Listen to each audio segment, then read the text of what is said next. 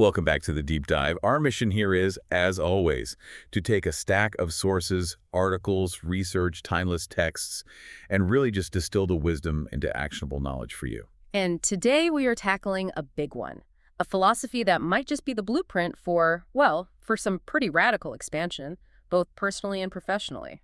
We're jumping into David J. Schwartz's foundational work, The Magic of Thinking Big. It's such a powerful book, and the core philosophy is, deceptively simple.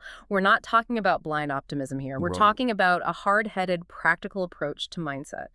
The core premise is that success isn't really determined by the size of your brain or your background or even your raw talent. It's the size of your thinking. That's it. It's the size of your thinking. And that is the perfect starting point. The author illustrates this right away with a really striking, simple example, Harry the salesman. Right. So Harry consistently earned $60,000 when the average salesman in his company, in the exact same territory, was only earning about $12,000. And he wasn't smarter, didn't have a better education. Didn't work 5 times harder, that's for sure. No. The executive looking at this concluded the only difference was that Harry thought 5 times bigger. He just expected more from himself. He saw 5 times the potential in every single interaction. And that vision, that belief, that's what determined the outcome. So our mission today is to extract the practical techniques this book offers to shift your mindset and, start harnessing that massive thinking. Let's start with the fundamental catalyst. The book defines success as achievement. It's the goal of life, right? Nobody enjoys mediocrity. No one wants to feel second class. Right. So how does this philosophy bridge that gap between just wanting success and, well, actually achieving it? It all comes down to belief. The belief that you can succeed is the mechanism that triggers the mind to figure out the ways and how to. So a strong belief isn't just a pleasant thought. No, it's a command. It's a command to your internal mechanism to go out and find solutions. And this is where we have to be extremely clear. Belief is not wishful thinking. You can't just sit there and wish for a better job. Exactly. Wishful thinking is passive. Belief is active. It requires a genuine conviction that the goal is achievable, and that conviction is what fuels the action. If you believe you can do it, your mind automatically starts building the path. Like the young woman in the book who wanted to start a mobile home sales agency. Oh, that anecdote is fantastic. Because she had every logical reason to fail. Every single one. She had less than $3,000 in savings, 0 experience in the industry. And every expert she talked to told her the capital requirements were massive, the competition was brutal. But she had this unquestioned belief she would succeed. She didn't dwell on her shortcomings. She just focused on doing a better job, on merchandising, on customer service. And that powerful belief was so compelling that she managed to win over 2 investors. She convinced a manufacturer to advance her inventory without a huge initial outlay. And last year, she sold over $1 million worth of homes. Her belief didn't just magically create money, it opened the necessary doors by triggering the how-to. That's the fuel. Okay, so that's the fuel we need. But now we have to deal with the drag, the anchors that keep people average. Let's move into what the author calls excusitis, the failure disease. Excusitis. It's the chronic affliction of the mediocre. It's that tendency to explain away personal shortcomings by blaming, external factors. And the book says it shows up in 4 common forms, but the 2 most destructive are intelligence excusitis and health excusitis. Let's tackle intelligence excusitis first. The whole "I lack brains" alibi. I think this is the most common self-sabotage, where we just severely underestimate our own brain power. And grossly overestimate everyone else's. That's the core error. We sell ourselves short because we believe a high IQ or a photographic memory is the prerequisite for achievement. But it's not. No. The text argues that while intelligence is important, the thinking that guides your intelligence is far more crucial. Your attitude, your interest, your enthusiasm, these are the critical factors, not just raw processing speed. The distinction the source makes between just having knowledge and actually thinking is so illuminating. Knowledge is only potential power. Right. It's not actual power until you use it constructively. The classic example is Henry Ford. Right. Exactly. When he was on trial and being quizzed on simple historical facts like dates from the Revolutionary War, he basically told the court he didn't need to fill his brain with facts he could find in 2 minutes. He knew that the ability to get information and, more importantly, apply it is infinitely more valuable than just storing facts. It's like having the internet in your pocket today. We have all the facts, but we still struggle with the application. And that human encyclopedia anecdote really drives this home. It does. This guy who could memorize anything for a quiz show, Yeah. a manufacturing executive assessed him and said flatly, I wouldn't pay him more than $300 a month for life. Because, as he put it, that expert can't think. He can only memorize. Success doesn't belong to the smartest person in the room. It belongs to the person who can solve problems. So the cure is simple. Never underestimate your own intelligence and focus on attitude. Precisely. So once we stop blaming our brains, we often move to the body. Health excusitis. Yes, this can range from the chronic, I just don't feel good today, to using a specific ailment as the sole reason for not achieving big goals. And look, health is a reality, but the danger here is letting minor or even imagined problems become a lifetime barrier. The sources quote Dr. Schindler's findings, which are astounding. Oh, were they? 3 out of every 4 hospital beds are occupied by people with emotionally induced illness. Worry often produces a real physical illness. So the mind creates the issue, and then we use that issue as the excuse. How do we interrupt that cycle? The book gives us 4 really practical cures. First, refuse to talk about your health. Talking about it is like putting fertilizer on weeds. It magnifies the issue. And frankly, it bores people. It really does. Second, refuse to worry about your health. Just exercise self-control over those thoughts. Third, be genuinely grateful for the health you do have.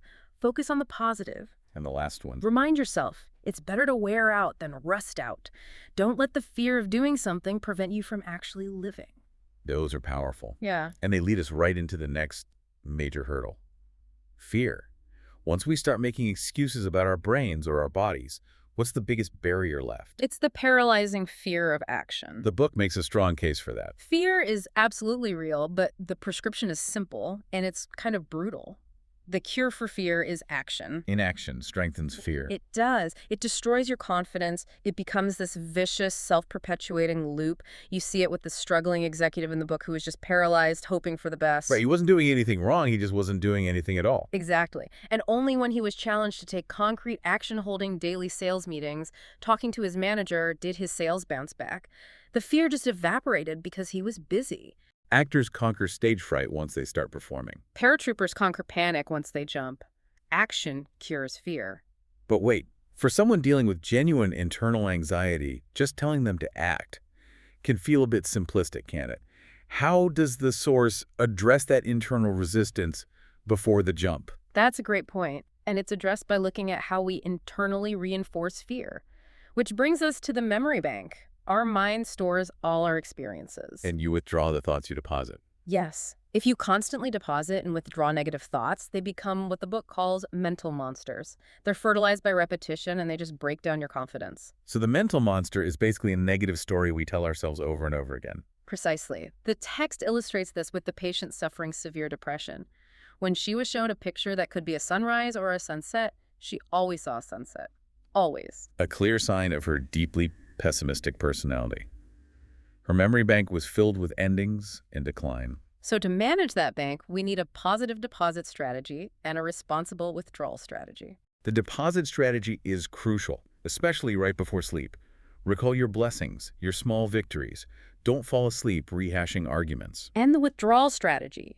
Refuse to recall unpleasant situations. Just bury the bad stuff. Don't let those negative thoughts become monsters. Okay, so once we've started building that positive internal narrative, how do we project confidence externally? The book gives 5 really tangible physical techniques. And these are simple actions that change your internal chemistry.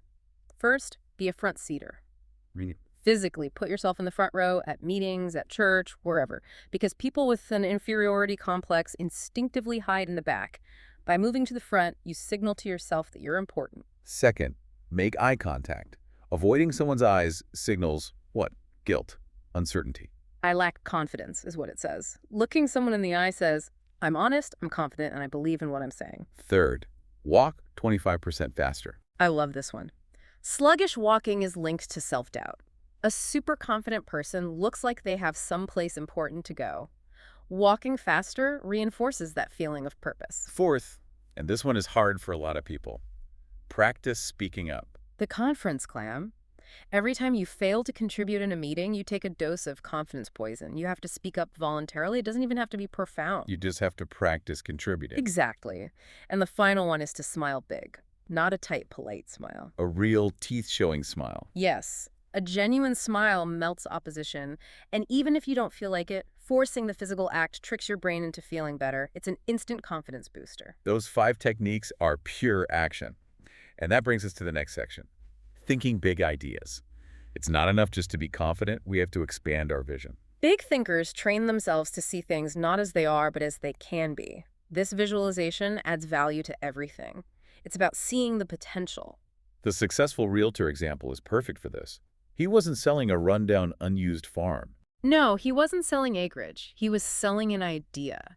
He visualized it as a future gentleman-sized farm Right. with a pool, stables for horses. He sold the potential. And people willingly pay more for acreage plus an idea. Always. And that shift in perspective is everything. It's like the department store executive who realized his salespeople were treating customers as the $1.98 category. But his research showed the average customer spent, what was it? $362 a year. By seeing that potential, he completely changed how his staff treated every single person walking through the door. Think big about people and you treat them differently. And once you have the big vision, you need the language to communicate it. This is so crucial because our words are the raw material for our thoughts. We project movies into the minds of others with our words. Exactly. So contrast saying, we face a problem, which creates an image of difficulty, with, we face a challenge. A challenge sounds like fun, like sport. Right. Or the difference between, it's no use, we're whipped, versus, we're not whipped yet, let's keep trying, here's a new angle. It's scarcity versus abundance thinking. It is. When others say, the market is saturated, the big thinker says, 25% of the market is still not sold, count me in. You have to use positive language to frame your plans. And this positive projection has to apply internally too, through what the author calls self-resale. Self-resale is basically your daily internal marketing campaign. Just like Coca-Cola has to resell its product every day, you have to resell yourself on your own value every single day. And the mechanism for this is the Tom Staley 60-second commercial. It's a powerful blueprint. It's so direct and focused on potential. The structure is simple. Tom Staley, meet Tom Staley, an important person. Think big, you've got plenty of ability, so talk only. Happiness, progress, prosperity, nothing can stop you, Tom. And the instruction is to practice this out loud, in private, preferably in front of a mirror at least once a day, to warm yourself up. To solidify that positive self-image, which requires managing who you spend time with, and that's the final pillar, managing your environment and setting goals. The book is really blunt about this. Your mind is what your mind is fed. Your personality, your ambitions, they're largely a result of your psychological environment. You have to curate the people around you. You have to be in the flock that thinks right. Which means actively avoiding negators. Yes.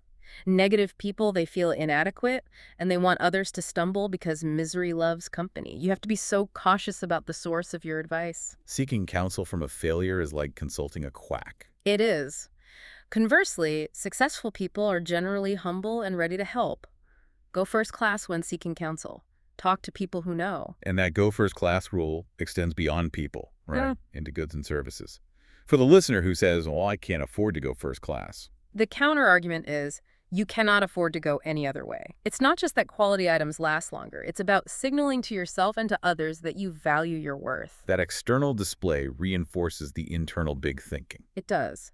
Better to have one high-quality thing that makes you feel competent than 3 pieces of junk that communicate mediocrity. All these principles, though, belief, action, environment, they're kind of meaningless unless you have a destination.